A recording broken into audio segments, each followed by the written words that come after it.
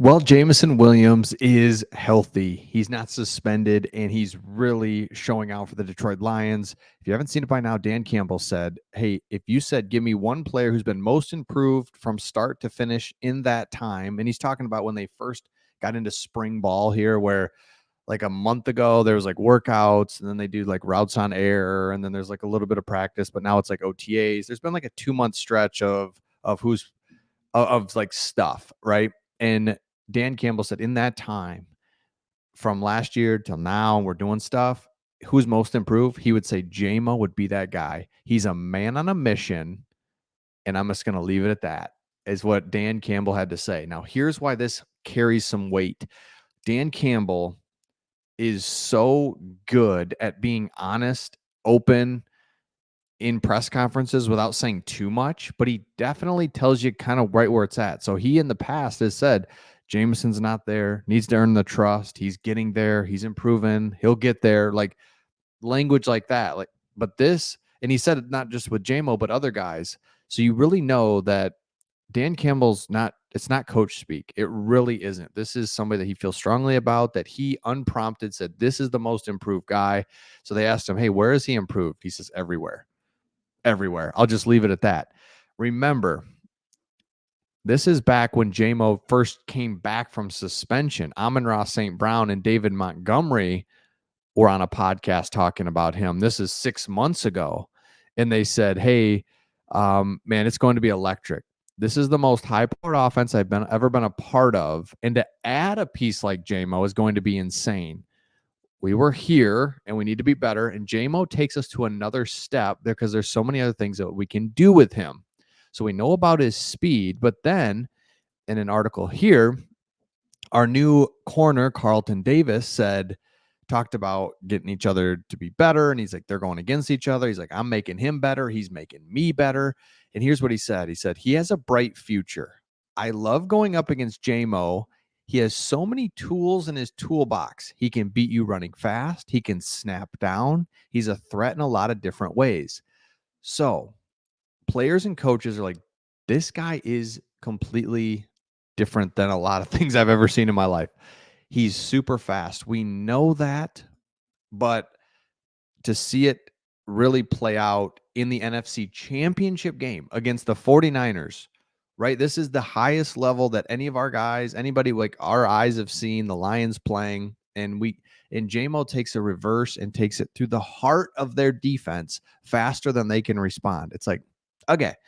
Then to hear about how he can snap his hips down, get in and out of breaks, like he's becoming a complete receiver. Then to hear Dan Campbell say he's like reshaped his body, he's different out there, he's the most improved. It's like, okay, this is crazy, and this is what the Lions need, and it's what we've kind of just hoped for. And now when you look at the offense, it starts to get scary because you have Jared Goff.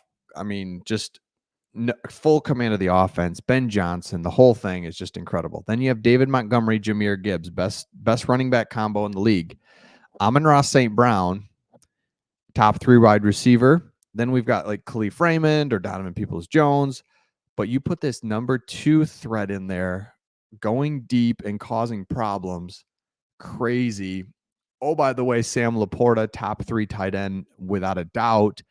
Top 3 offensive line. Now the offense puts so much pressure on the opposing team week after week that now the defense can really just be any better than they were last year. And you're winning 12, 13 games. Like, it's just crazy.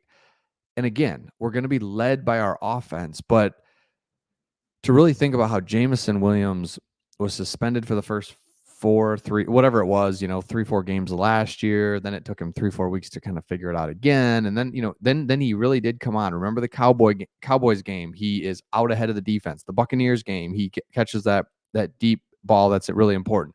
Against the Bears, he catches a really that 20, 30-yard catch to bring us back into the game to ultimately win that. San Francisco 49ers does the reverse, catches 2 touchdowns, or does another touchdown there at the end. He was involved in just like didn't even just by accident. He's like so explosive that by accident he catches a 50-yard bomb. It's just like, I'll just run a post. What's up? And Jared Goff can't even it almost looks like he can't even comprehend his speed yet. So hopefully OTAs, they're working on it. So now here's the downside. Or the only like, all right, what are we at with him? In the first open practice, Williams burned Kindle Vildor. Yep, I get it. Only to drop a beautiful pass from Jared Goff. So this is the thing, right? It's a can Jameson Williams stay healthy, stay out of trouble, the whole thing. Yes. Can he playbook all that? Yes. Now he's healthy. Can Jared Goff get him the ball deep?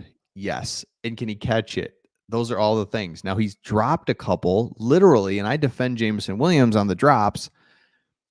Most of his drops are because it's behind him. He's flying, and Jared Goff has not been able to catch up to where he needs to be, what he needs to do. So I've defended him on the drops.